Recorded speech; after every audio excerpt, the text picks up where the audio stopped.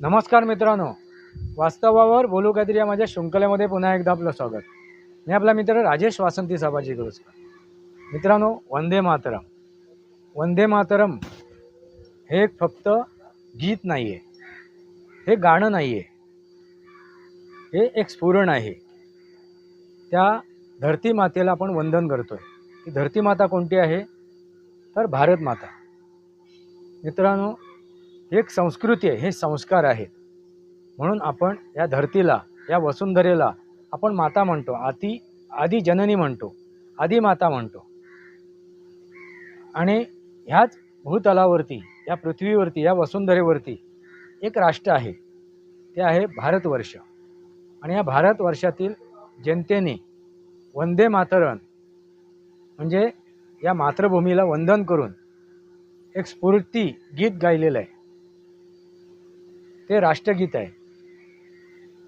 त्या राष्ट्राच्या लढाईमध्ये म्हणजे इंग्रजांच्या विरोधात हे स्फूर्तिदायक असं एक गीत रचलं गेलं.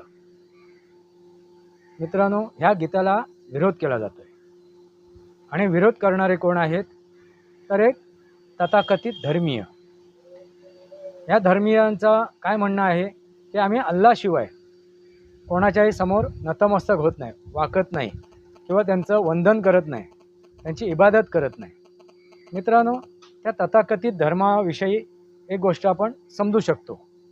पण ह्या धर्माचं तुष्टीकरण करता करता म्हणजे इस्लामचं तुष्टीकरण करता करता येथील या भारतातील जे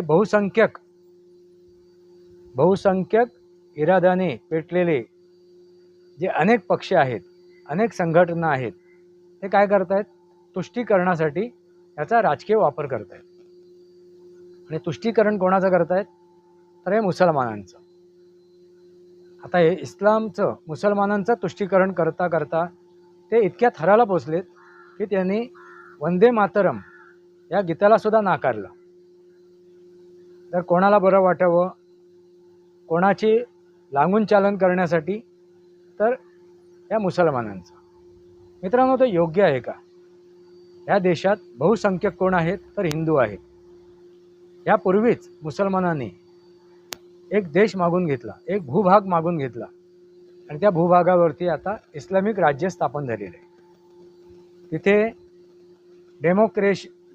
डेमोक्रेटिक हा विषय सुरुवातीला राबवला होता.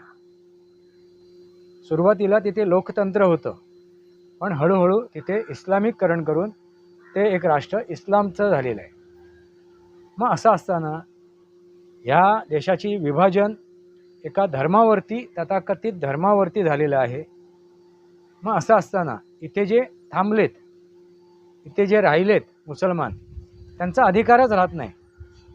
ह्या बहुसंख्यक आबादी असलेल्या या हिंदू देशामध्ये, ह्या भारतीय संस्कृतीमध्ये, या भारतातील हिंदूंनी काय करावं, त्यांच्या संस्कृतीने काय करावं, त्यांच्या संस्काराने काय करावं, हे त्यांनी ठरवायला पाहिजे. त्यांनी इथे संविधानाचा आधार घेऊन, लोकतंत्राचा आधार घेऊन याला विरोध करू नये.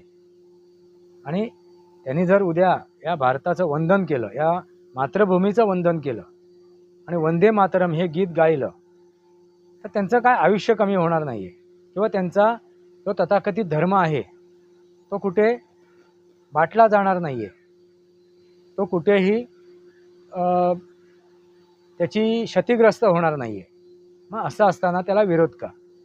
त्याला जो विरोध होतो आहे ना मित्रांनो, त्याला कारण या देशातील जे पक्ष आहेत, संघटना आहेत, ते त्याला कारण आहेत. काँग्रेसने तुष्टीकरण केलं आणि काँग्रेसमधून बाहेर पडलेले जे इतर पक्ष आहेत, तृणमूल काँग्रेस म्हणा, समाजवादी पार्टी म्हणा, ज्या काय पक्ष निर्माण झाले काँग्रेसमधून बाहेर पडून, ह्या अनेक पक्षांनी तुष्टीकरणासाठी, या मुसलमानांचं लागून चालन करण्यासाठी विरोध दर्शवायला सुरुवात केली.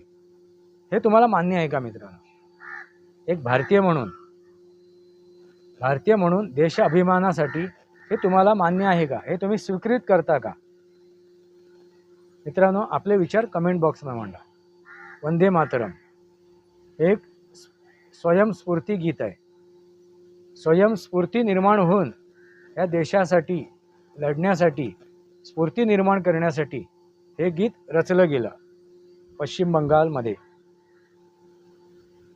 आता मला एक सांगा की हे गीत भारतीयांनी गायलेलं आहे आणि इंग्रजांच्या विरोधात एक स्फुरण निर्माण करण्यासाठी हे गीत गायलं गेलं.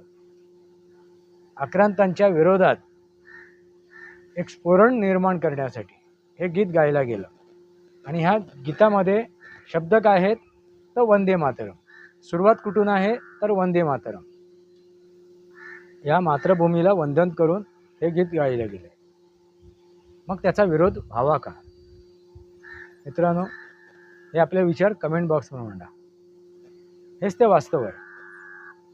या देशात जो बहुसंख्यक आहे त्यांनी काय करावं आणि काय करू नये याच्यावरती डिबेट होतात, याच्यावरती अडचण निर्माण केली जाते, याच्यावरती रोख लावला जातो, याच्यावरती निर्बंध लादले जातात. पण तथाकथित अल्पसंख्यक जे आहेत त्यांनी काय करू नये आणि काय करावं याच्यावरती चर्चा केली जात नाही. हे दुर्भाग्य आहे देशाचं आणि हे दुर्भाग्य कुठेतरी संपणं आवश्यक आहे. कारण इस्लाम म्हणून एक भूभाग त्यांना दिलेला आहे. त्यामुळे ह्या देशात राहून आपला मुजोरपणा आहे ना तो यांनी कमी करावा आणि या देशाला आपलं म्हणून या देशातील प्रत्येक संस्कार आणि संस्कृती अंगीकृत करावी. तुम्हाला काय वाटते मित्रांनो? आपले विचार कमेंट बॉक्समध्ये मांडा. हेच ते वास्तव आहे. वास्तवावरती बोलू काहीतरी. वास्तवावर बोलू काहीतरी माझ्या शृंखलेला सबस्क्राईब करा, बेल आयकॉन दाबा, माझे विचार पडेल लाईक करा, आपले विचार कमेंट बॉक्समध्ये मांडा. तुर्तास इतकंच. भारत माता की जय. वंदे मातरम. जय भारत, जय महाराष्ट्र, जय सनातन.